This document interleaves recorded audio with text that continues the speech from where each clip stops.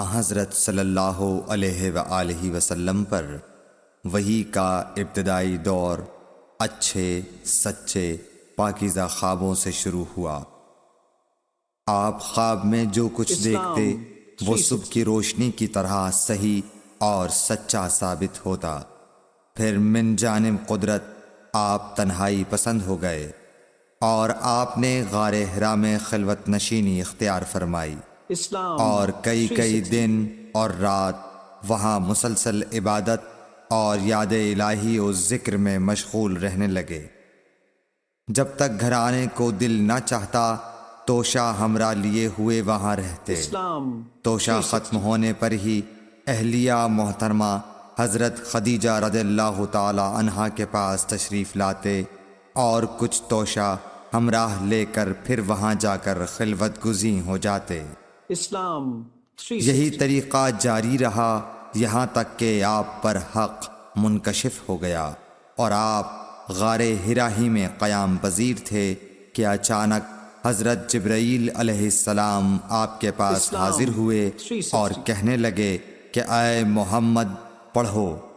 آپ فرماتے ہیں کہ میں نے کہا کہ میں پڑھنا نہیں جانتا۔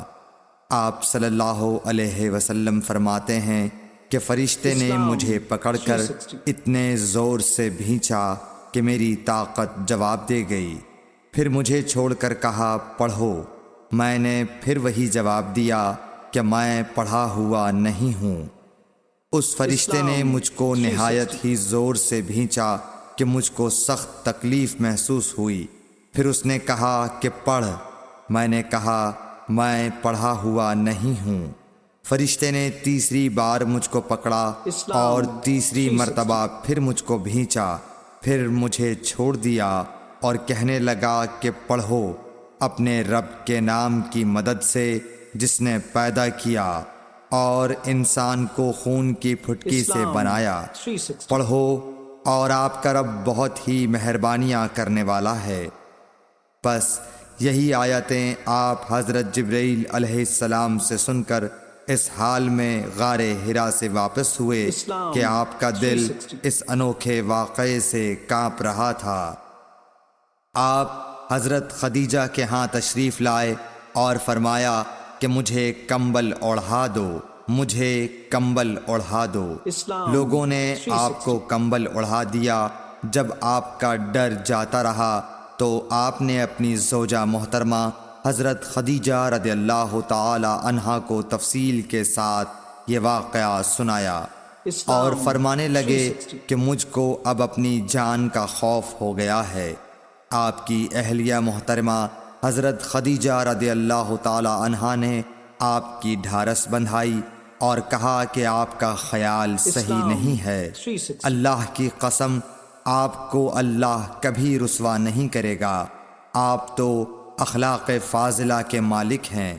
آپ تو کنبہ پرور ہیں، بے کسوں کا بوجھ اپنے سر پر رکھتے ہیں، مفلسوں کے لیے آپ کماتے ہیں، مہمان نوازی میں آپ بے مثال ہیں اور مشکل وقت میں آپ امر حق کا ساتھ دیتے ہیں۔ ایسے اوصاف حسنہ والا انسان یوں بے وقت ذلت و خواری کی موت نہیں پا سکتا۔ پھر مزید تسلی کے لیے حضرت خدیجہ رضی اللہ تعالی عنہا آپ کو ورقہ بن نوفل کے پاس لے گئیں جو ان کے چچا زاد بھائی تھے اور زمانہ جاہلیت میں نصرانی مذہب اختیار کر چکے تھے اور عبرانی زبان کے کاتب تھے۔ چنانچہ انجیل کو بھی حسب منشائے خداوندی عبرانی زبان میں لکھا کرتے تھے۔ انجیل سریانی زبان میں نازل ہوئی تھی، پھر اس کا ترجمہ عبرانی زبان میں ہوا۔ ورقہ اسی کو لکھتے تھے۔ وہ بہت بوڑھے ہو گئے تھے، یہاں تک کہ ان کی بینائی بھی رخصت ہو چکی تھی۔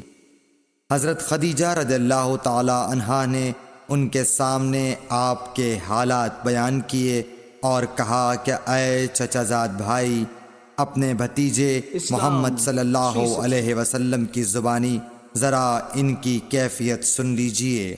وہ بولے کہ بھتیجے آپ نے جو کچھ دیکھا ہے اس کی تفصیل سناؤ۔